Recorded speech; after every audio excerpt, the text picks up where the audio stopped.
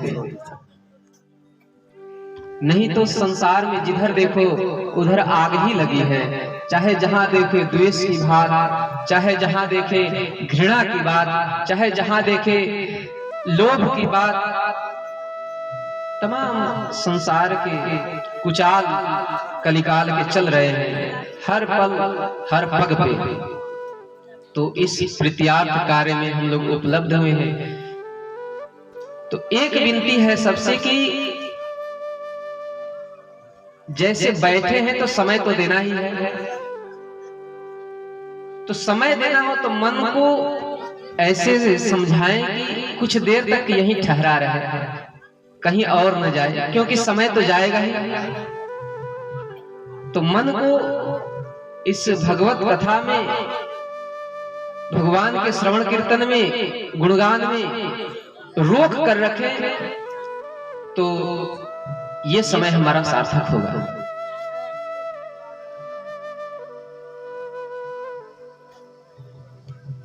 ये निश्चित रूप से है कि बड़े भाग पाई सत्संगा, बिनहि प्रयास होई भव भंगा। हम जीवन में अपने अकेले हैं, कोई साथ नहीं है। हम ये सोच रहे हैं कि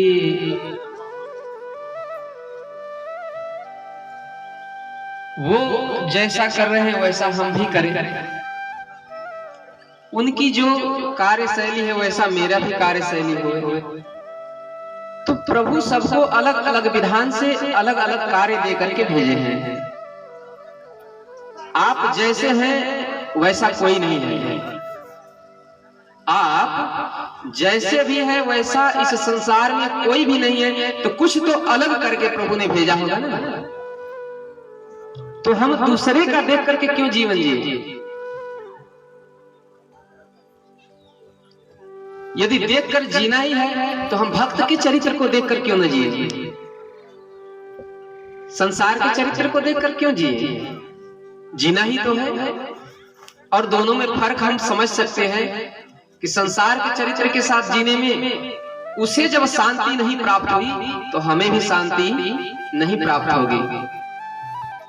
और भक्त के साथ चरित्र, भक्त का चरित्र देख करके जीने में क्या है कि चाहे कितनी भी विपत्ति आई हो, कभी भी भक्त आह नहीं भरता है, कभी भी भक्त कष्ट को उजागर नहीं करता है। वो सह लेता है और सह करके मुस्कुराता रहता है। और सब कष्ट प्रभु के नाते से सहता है, क्योंकि देने वाले वही हैं। तो चाहे सुख दे या दुख दे, जेहि विधि राखे राम तेहि विधि रहिए। तो ये भक्त के जीवन में आ जाता है।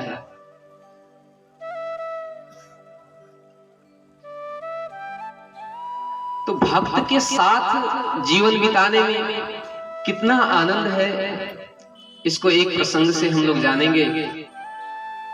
एक भक्त हुई है महाराष्ट्र में, वो भक्ता हुई है, उनका नाम है जनाबाई। उनका नाम है जनाबाई, जो पंढरपुर से कुछ दूर गंगाखेड़ा का गांव के नाम में जन्म हुआ जिनका, जिनके पिता का नाम दमाजी था और माता का नाम करुण जी।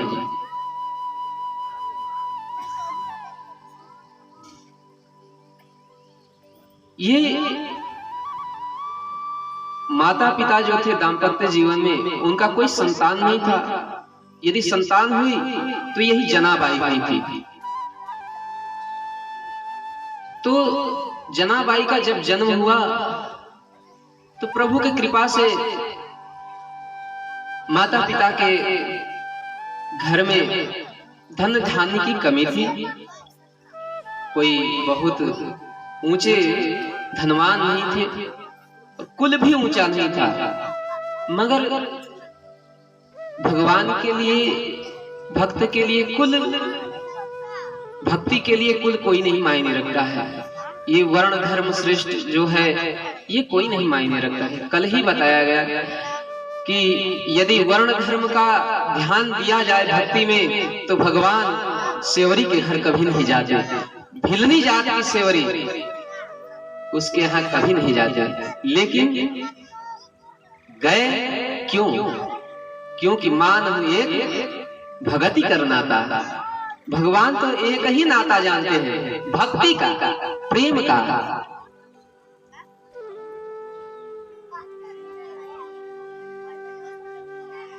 हरि व्यापक सर्वत्र समाना, प्रेम ते प्रगट हूँ ही मैं जाना। प्रभु प्रेम के बस में होकर आते हैं, किसी वर्ण धर्म आश्रम के बस में नहीं, किसी ऊंचे कुल में नहीं आते हैं। तो इतने सुखद सरल है ये मार्ग कि हम चाहे संसार में किसी से मिल पाए या न मिल पाए, लेकिन संसार बनाने वाले से अवश्य मिल सकते हैं। संसार में कोई ऊंचा कुल का हो सोचे, कोई मलेच्छ हो या फिर कोई नीचे कुल के हो सोचे ब्राह्मण से मिले, ब्राह्मण अछूत सोचेगा, दूर ही रहो। लेकिन सभी वर्ण को जो उत्पन्न करते हैं उनके यहाँ कोई अछूत की कोई व्यवस्था ही नहीं है। सब मम प्रिय सब मम उपजाए। प्रभु कहते हैं सब मम प्रिय सब मम उपजाए। सभी मेरे प्रिय हैं, सब मेरे ही बच्चे हैं। वनवास के समय भगवान राम जब ऐसे करील कंकड़ों में चलते हैं, कांटे चुभ जाते हैं। आहा, वो जब कांटे चुभते हैं पीछे से लक्ष्मण को बड़ा दर्द आता है। सरकार के चरणों में कांटे चुभ गए, दौड़ कर जाते हैं कांटे निकालने के लिए। भगवान कहते हैं नहीं लक्ष्मण, ये भी तो मेरे चरण में आया है, और जो मेरे शरण में आया मैं उसे त्याग नहीं सकता, चाहे वो फूल हो या कांटा हो। कितना मार्मिक बात कह रहे हैं भगवान। तो भगवान कहां भेद कर रहे हैं? भेदभाव हम लोग ही कर चुके हैं।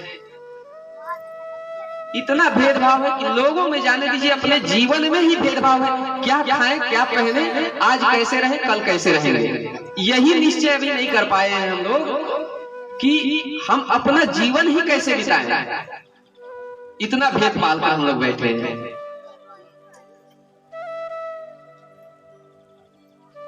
इस भेद को अभेद रखने के लिए भक्त का संग करना पड़ता है, क्योंकि सत्संगति संस्कृति कर अंता। सत्संगति संस्कृति संसार के सारे कुचक्रों को अंत कर देती है।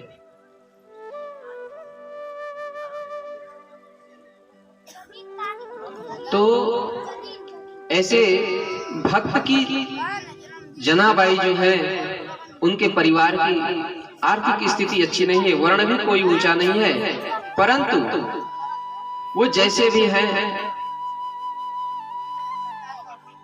प्रभु की कृपा से अपना गुजारा बसर कर रहे हैं।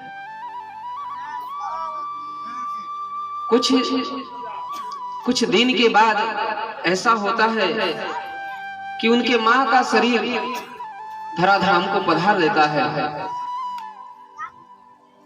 बचते पिता है, उनको अकुलाहट होती है, इसका परवरिश कैसे करेंगे अकेले बच्ची का। तो प्रभु की कृपा से उनमें कुछ पंढरीनाथ के प्रति, विठलनाथ के प्रति भक्ति है। परिवार के संस्कार से या फिर उनके पूर्व जन्म के संस्कार से या किसी संग से विठल भगवान में आस्था है। विठल विठल रटते रहते हैं। वो बच्ची भी भगवान के गुण को गान करती है, भगवान के नाम को गाती रहती है। तो उनके पिता लगभग 5-7 वर्ष के करीब में वो बच्ची है, उनके पिता पंडरीनाथ को लेकर जाते हैं उस जनाबाई को। तो जनाबाई को जब पंढरपुर ले जाते हैं तो प्रभु की कृपा से वहां जाने पर प्रभु की सेवा में उस मंदिर के आसपास रहने से कुछ खाने पीने को मिल जाता, लेकिन दैववश वहां पिता का भी शरीर समाप्त हो गया। अब वो बची अकेले जनाबाई। तो किसके सहारे रहे? अनाथों के नाथ मेरे नाथ हरि नाथ है। अब वो उस जगह पर पहुंच चुकी है कि जहां जाकर सब सनाथ हो जाते हैं, जहां जाकर सब सनाथ हो जाते हैं और जहां जाए बिना ही सब अनाथ हैं। यदि प्रभु के शरण में नहीं गया कोई जीव तो वो अनाथ ही है, उसे अनाथ होना पड़ेगा, नहीं होगा तो ये काल चक्र एक दिन अनाथ कर देगा। लेकिन जो नाथ के शरण में चला गया, प्रभु के शरण में चला गया, वो सनाथ हो गया। और कब तक? सदा सदा तक। तो जनाबाई अनाथ तो संसार की तरफ से हो गई, लेकिन अपने जीवन को प्रभु के चरणों में समर्पित करके सनाथ होना पाया। और वही विठ्ठल भगवान के उस समय सेवा में श्री भक्त शिरोमणि नामदेव जी विराजमान हैं, जो भगवान के अनन्य लीला में, अनन्य चिंतन में एकदम तल्लीन रहते हैं। ऐसे भक्त वहां विराजमान हैं। कुछ दिनों के बाद वहां पड़ी हुई जनाबाई के तरफ नजर जब पड़ी नामदेव जी का, तो वो देख रहे हैं कि प्रतिदिन ये बच्ची यहाँ झाड़ू पोछा कर रही है, सेवा कर रही है, लेकिन ये कुछ बोल नहीं रही, कोई इसके आसपास दिखता नहीं, कहीं जा भी नहीं रही। तो अब वो एक दिन नामदेव जी उसका परिचय पूछते हैं। कहते हैं कि बच्चा, आप कहां से आए हैं? आप अपना परिचय तो बताइए। जनाबाई क्या परिचय बताए? उसको प्रभु के प्रति जो प्रीति है, तो कुछ दिन में वो रहकर देख चुकी है ये भक्त बड़े प्रवीण हैं, तल्लीन रहते हैं भगवान के। कहती है सरकार, हमारा तो परिचय यही है, मैं भक्तों के साथ जीवन बिताना चाहती हूँ,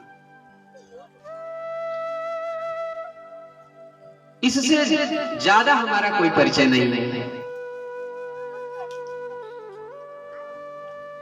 यदि मेरा दुनिया में कोई है तो प्रभु और प्रभु के जन हैं।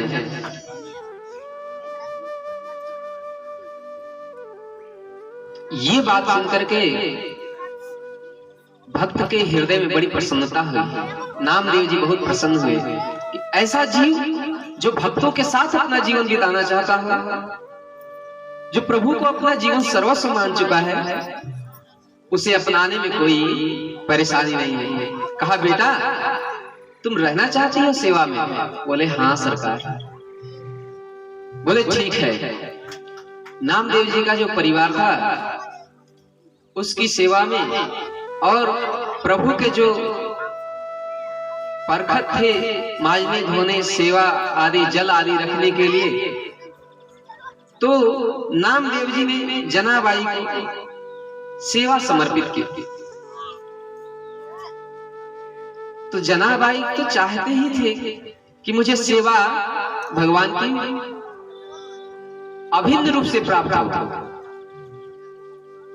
उसमें कोई रोक टोक ना हो। एक होता है कोई जाकर के कार्य करता है, उसकी अलग बात होती है, और कोई जाकर कार्य करे, वहां कोई ये करे कि आपको ये करना है, तो उसकी बात अलग हो जाती है, क्योंकि उसको निर्णय हो जाता है कि अब मुझे यही करना है।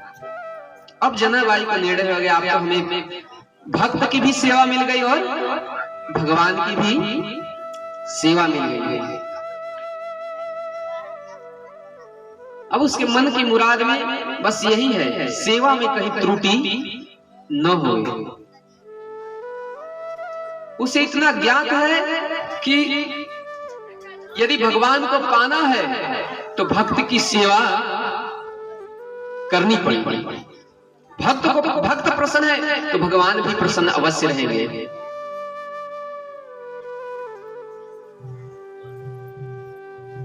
क्योंकि भगवान की ही ये वाणी है, मोती अधिक संत कर लेखा। तो ये वाणी चरितार्थ कहां होगी? सेवा भाव से तो होगी। हम भक्त की सेवा करेंगे तो भगवान अवश्य ही प्रसन्न होंगे।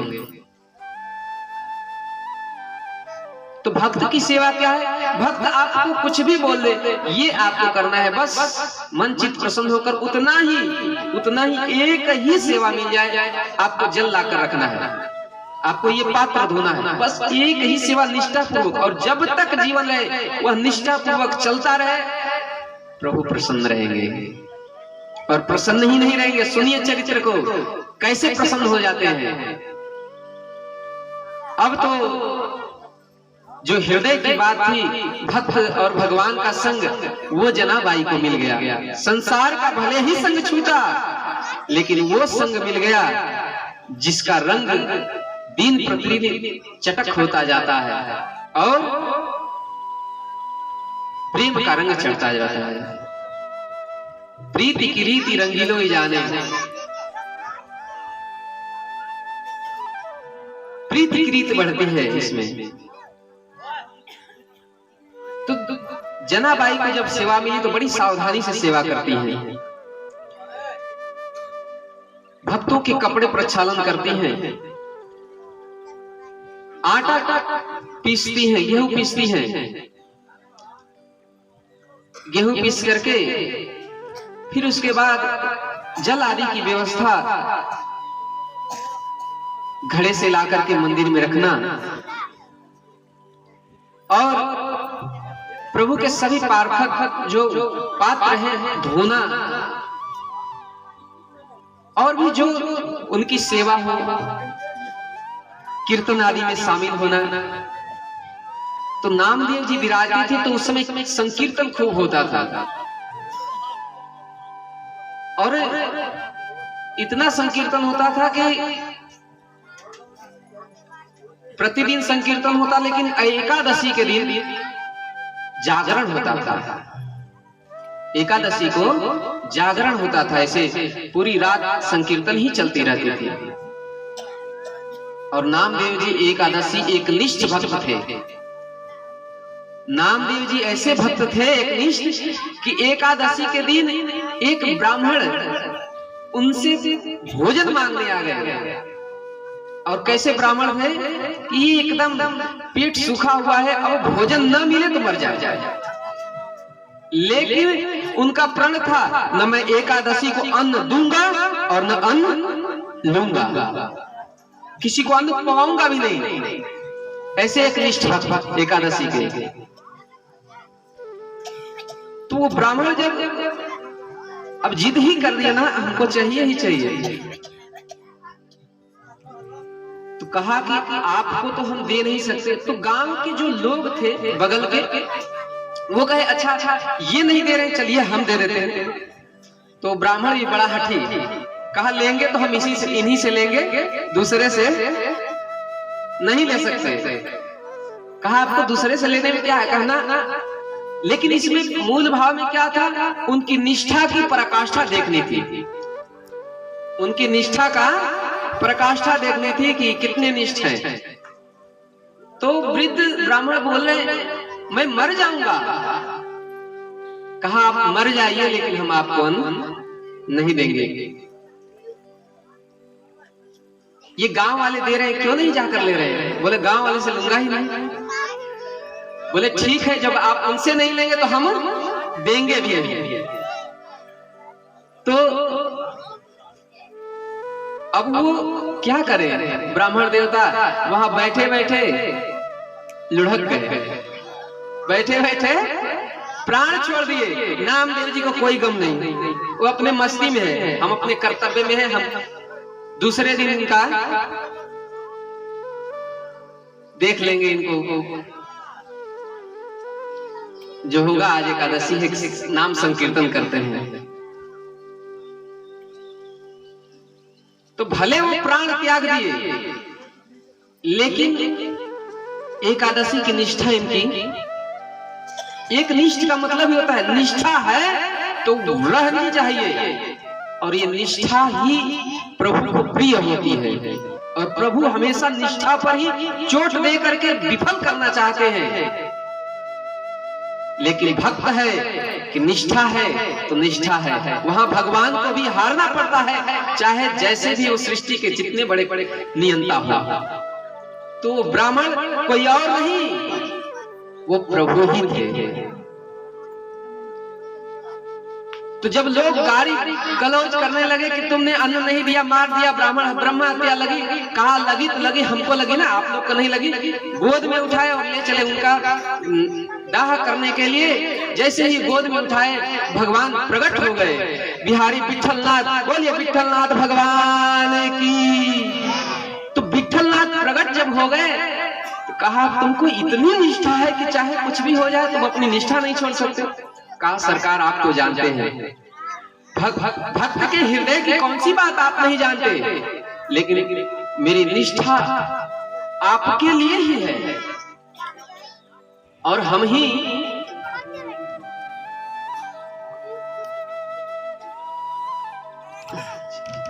आप ही निष्ठा को नहीं समझेंगे, आपके लिए ही भक्त निष्ठा ना करे तो कौन संसार के लिए निष्ठ होकर क्या करेगा? तो ऐसे नामदेव जी के यहाँ एकादशी को संकीर्तन होता रहा होगा तो कितनी निष्ठा से होता रहा होगा। आप आकलन कर सकते हैं इसका कि कितनी निष्ठा से एकादशी के दिन वो संकीर्तन कराते रहे होंगे, जिनकी इतनी निष्ठा है कि एकादशी को किसी को अन्न नहीं खाना। तो जब संकीर्तन हो रहा था, ऐसे ही एक बार एकादशी को संकीर्तन हुआ, इतना भाव विभोर संकीर्तन हुआ कि जनाबाई उस भाव में डूब गई, और ऐसी डूबी कि सुबह कब हुआ और कब प्रातः काल की बेला बीत गई, सूर्य सर पे आ गया, उन्हें पता ही नहीं, भाव में डूबी हुई है। जब उनका भाव छूटा तो देखा अरे आज हमारी सेवा में तो त्रुटि हो गई, आज हमारी सेवा में तो त्रुटि हो गई। अब कौन पारखत माचेगा, कौन वस्त्र धोएगा, कौन जल लाएगा? मन में सोची क्या क्या करें, अच्छा ये कर लेते हैं। दौड़ी गई, वस्त्र उठाई, नदी के किनारे पहुंची, चंद्रभागा नदी, उनके किनारे जब पहुंची, वस्त्र लेकर के पहले वस्त्र धो लेते हैं, फिर जल रखते हैं, फिर पात्र मांजते हैं, स्नान आदि का वस्त्र उठाया भक्तों का और ले गई नदी के किनारे धोने। जब धोने गई तो मन में तो विकलता है, कैसे कैसे कितना जल्दी करें, लेकिन भगवान भक्त की विकलता को समझते हैं। अब वो विकल है, इतने में एक बुढ़िया माई आ रही है वहीं किनारे पर, और ऐसी मैया आ रही, बोली आप बड़े व्याकुल सी दिख रही हैं। जनाबाई से वो मैया बोल रही हैं, आप व्याकुल सी दिख रही हैं, क्या बात है? आप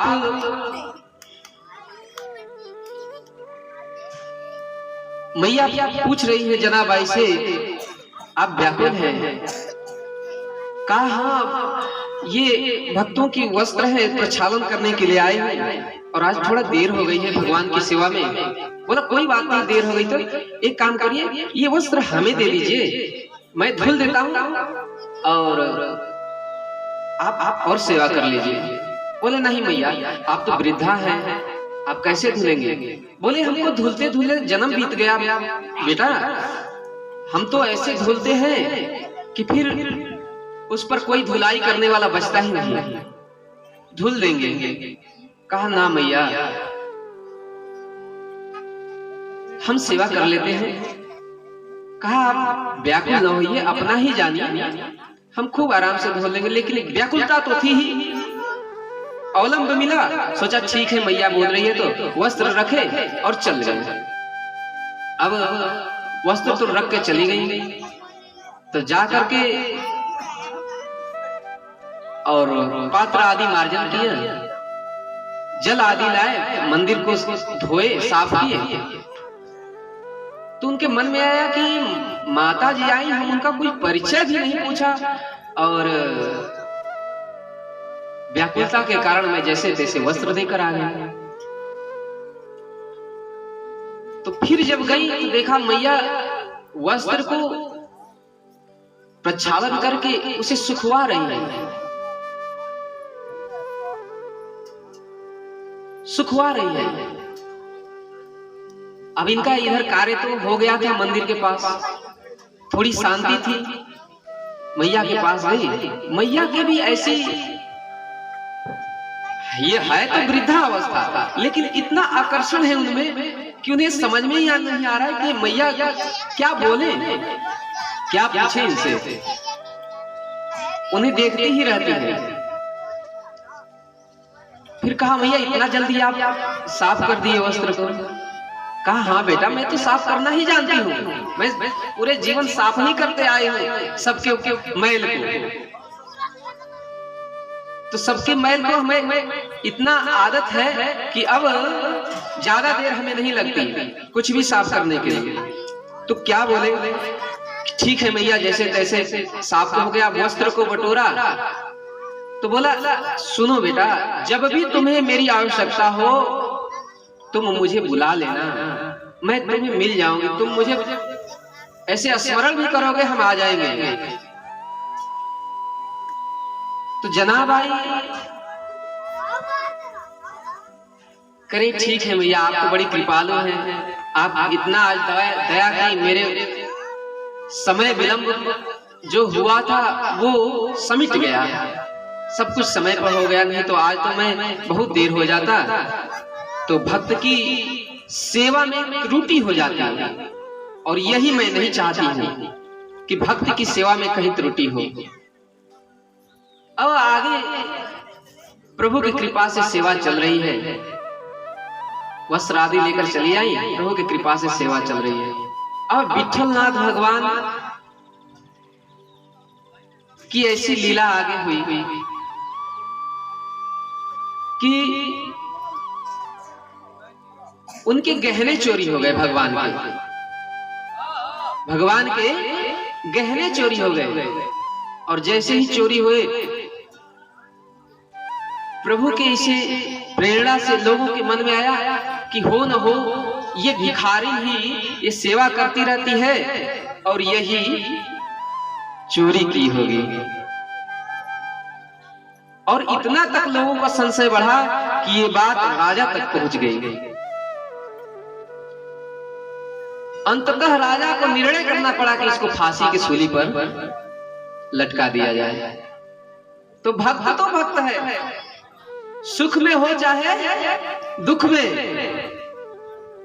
वही होता है, जहां ले चलोगे वहां मैं चलूंगा, जहां ले चलोगे वहीं मैं चलूंगा, जहां नाथ रख दोगे,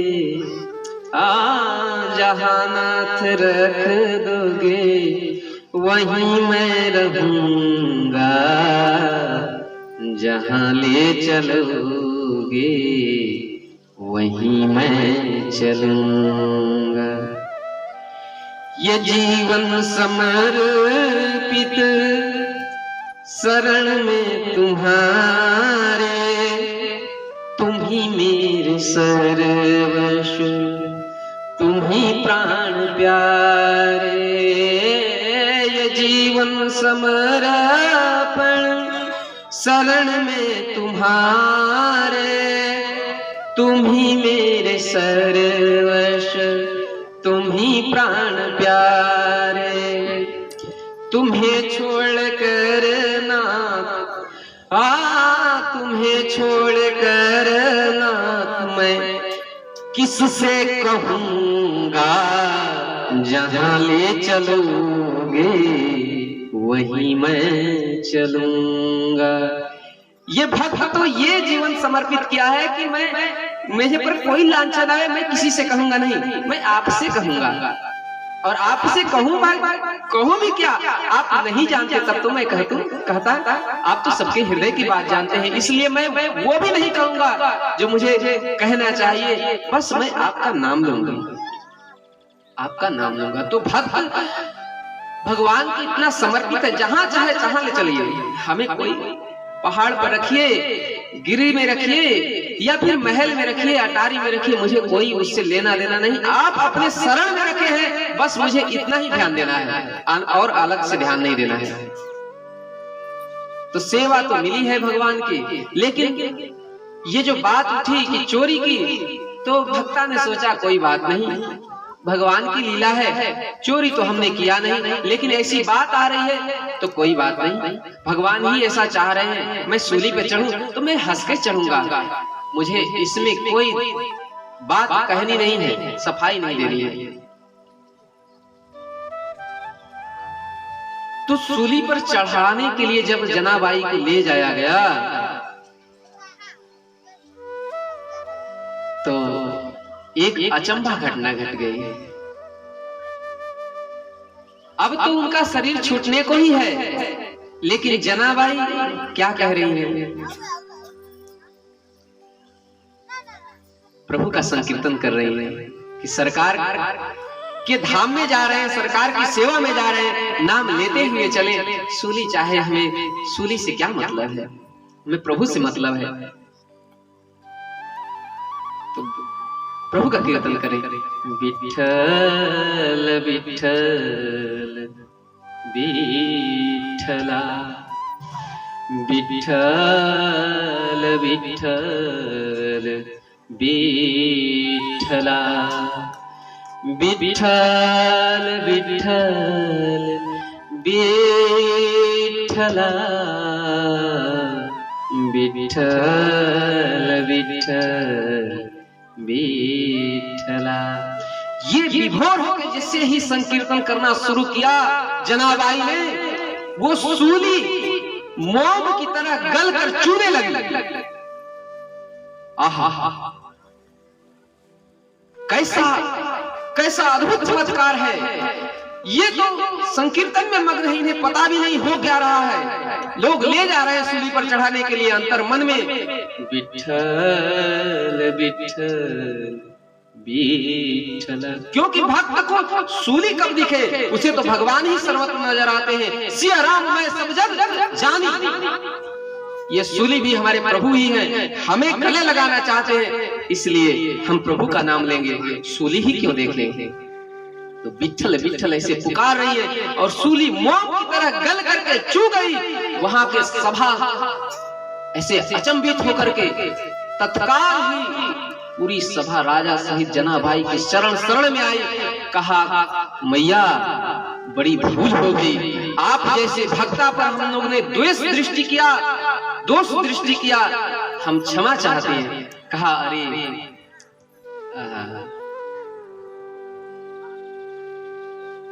भक्त तो भक्त होते हैं।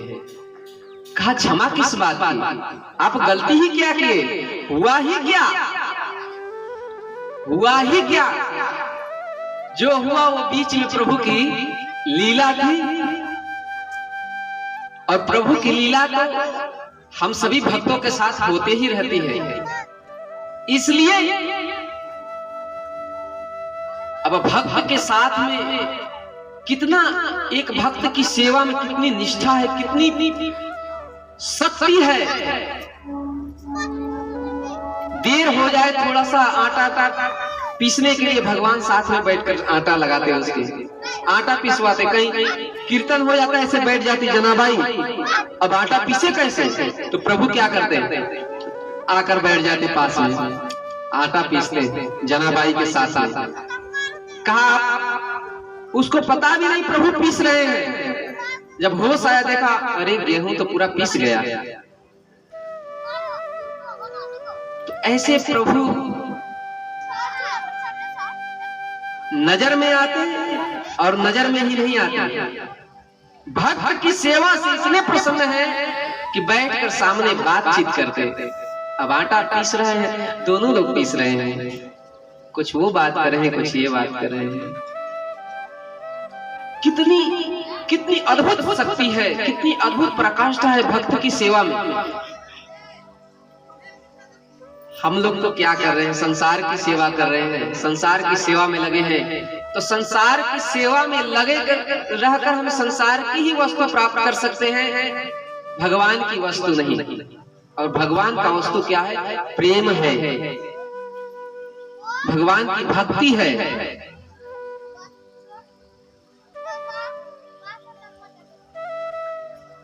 यह तन कर फल विषय न भाई, स्वर्ग स्वल्प संग, स्वर्ग हूँ स्वल्प अंत दुखदाई। यही तन कर फल विषय न भाई, इस तन का, इस नर तन का फल विषय नहीं है। सुनहु माते लोग अभागी, सुनहु माते लोग अभागी, हरित जीव होहि विषय अनुरागी। वो अभागे लोग हैं, हे माँ, हे भवानी, सत्य कहता हूँ, ये अभागे लोग हरि के भजन को त्याग कर विषय के अनुरागी हो रहे हैं। जिसके नरतन का विषय फल विषय नहीं है। नरतन पाई विषय मन देहि, नरतन पाई विषय मन देहि, पलटी सुधा ते 60-20 ले। इस नरतन को पाकर के मन को विषय में रमा रहा है। वो वैसे ही कार्य कर रहा है जैसे सुधा है, अमृत है, उसे पलट करके और विष को पान कर रहा है। तो हे भाई, भक्त के चरण शरण में आकर के हम अपने जीवन सर्वस्व को लुटा नहीं देंगे, तब तक ये जीवन कहीं भी सफलता के पद चिन्ह पर नहीं चल सकता। परिणाम के जीवन के परिणाम अंततः सफलता हाथ आनी चाहिए। और जीवन की सफलता यही है कि प्रेम के चरणों में अनुराग हो जाए, प्रेम हो जाए। प्रेम बिना पशु जीवना, प्रेम बिना पशु जीवना है। पशु भी तो जी रहे हैं, बाल बच्चे उनके भी जी रहे हैं। जो सुख हम जुटाते जुटाते एक सुख तैयार करते हैं कि अब हम सोएंगे तो अच्छा लगेगा, इस बेड पे सोएंगे तो हमें अच्छा लगेगा। वो सुख एक पशु को मड़िया में भी मिलता है, इसे कीचड़ में भी मिलता है, लेकिन उसने तो कोई विधान नहीं किया, कोई प्रयास ही नहीं किया। उससे पूछे इसमें सुख है मड़िया में, कहेगी अरे बहुत आनंद है। सुअर या भैंस मड़िया में कैसे, कीचड़ में कैसे सोती है? ऐसे लगता है खूब स्वर्ग में ही सो गई। तो उसको वो जुटाने के लिए देखिए कोई प्रयास नहीं करना पड़ा, और सुख उतना ही ले रही है, सुख उतना ही ले रही है जितना हम एक बहुत बड़ी अच्छे सेज बिछा करके सुख लेना चाह रहे हैं। खूब रुपया पैसा धन दौलत से सेज खरीदा और पूरा जीवन उसको लगा दिया, अब सो रहे हैं तो सोचे अब सुख है, और वो सस्ते में सुख पा गए, से सुख ढूंढना नहीं पड़ा। तो हमसे अच्छे तो सुख वो ले रहा है, कुछ क्रिया नहीं और सुख में है। तो आखिर सुख की उपाधि क्या है? उसी को हम सुख समझ लें? नहीं भाई, वो कुछ भी कर सकती है लेकिन भगवान का भजन नहीं कर सकती। भगवान का कोई पशु भजन नहीं कर सकता। यदि भजन करेगा तो मनुष्य ही कर सकता, और दूसरा कोई नहीं। तो परम सुख क्या है, परम धन क्या है?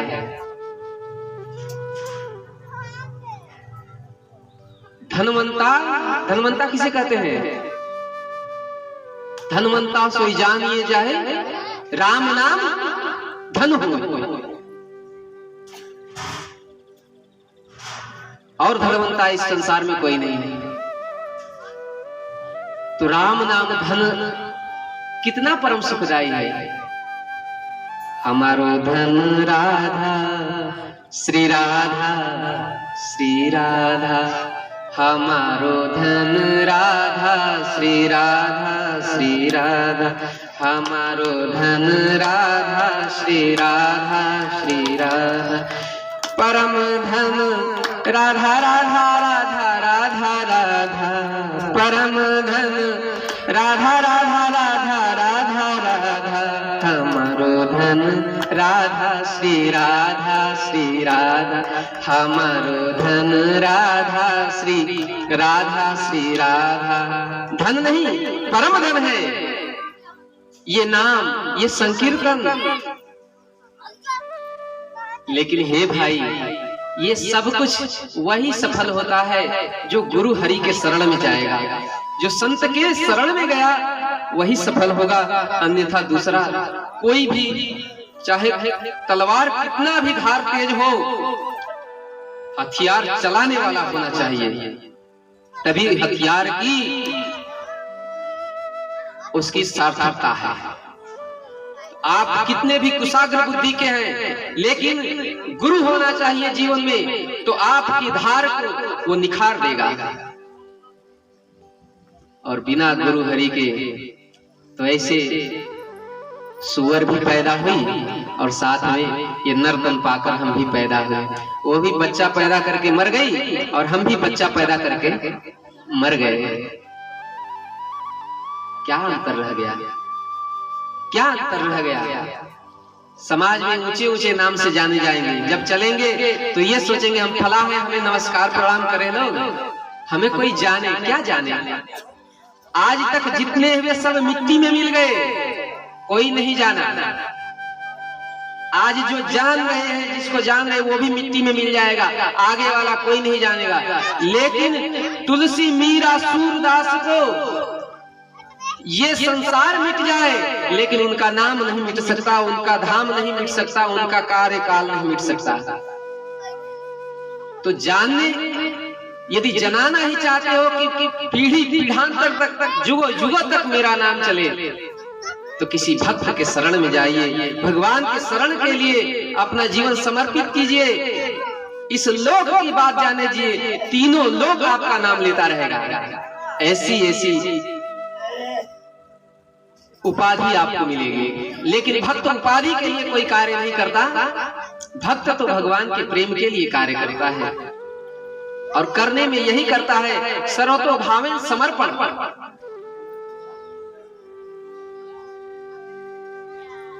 सर्वतोभावेन एकदम समर्पित हो गया। गुरु ब्रह्मा, गुरु विष्णु, गुरु देव महेश्वर। ये गुरु ब्रह्मा भी है, विष्णु भी है और महेश्वर भी है, और गुरु साक्षात परम ब्रह्म, ये परम ब्रह्म भी है। ऐसे नहीं है भैया, एक तो जन्म देते हैं माता पिता, लेकिन ये जन्म आवरण से ढका हुआ है। और ऐसा कहा गया है कि यदि शरीर की संरचना करता है कोई, तो वो ब्रह्मा करता है। पालन कौन करता है? वो भगवान विष्णु पालन करते हैं। और संहार कौन करता है? तो बोले संहार बाबा भोलेनाथ, शंकर भगवान, महेश्वर भगवान। तो ये गुरु की उपाधि उसमें कैसे लग गई? वो गुरु ब्रह्मा भी कैसे हो गया? क्योंकि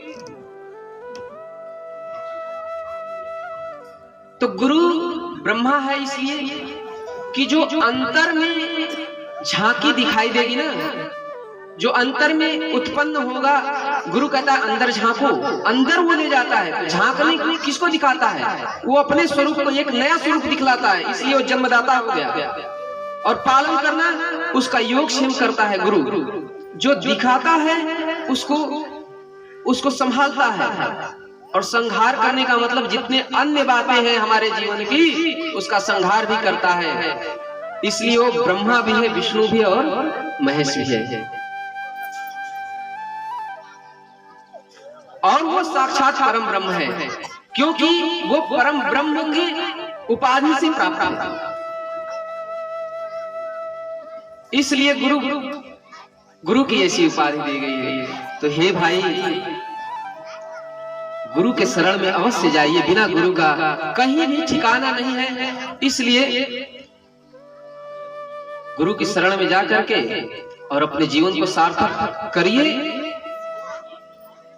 आइए 2 मिनट संकीर्तन करते हैं, फिर उसके बाद में आगे का कार्यक्रम जैसे कृपा।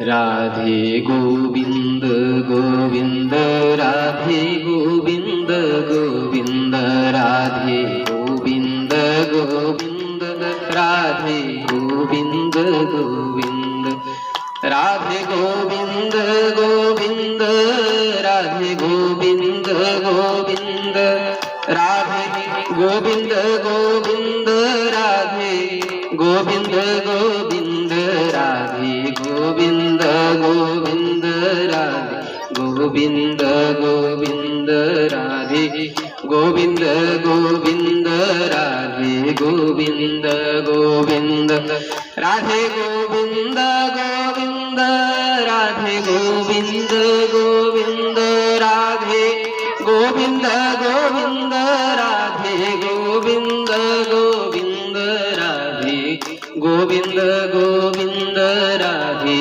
गोविंद। बोलिए राधा रमण लाल के, वृंदावन धाम के, श्री यमुना रस रानी के, श्री गंगा महारानी के, श्री यज्ञ पुरुष भगवान के, यज्ञकर्ता भगवान के, संत समाज के, भक्त समाज के, आज के आनंद के, श्री सद्गुरुदेव भगवान के, श्री सद्गुरुदेव भगवान के। जय जय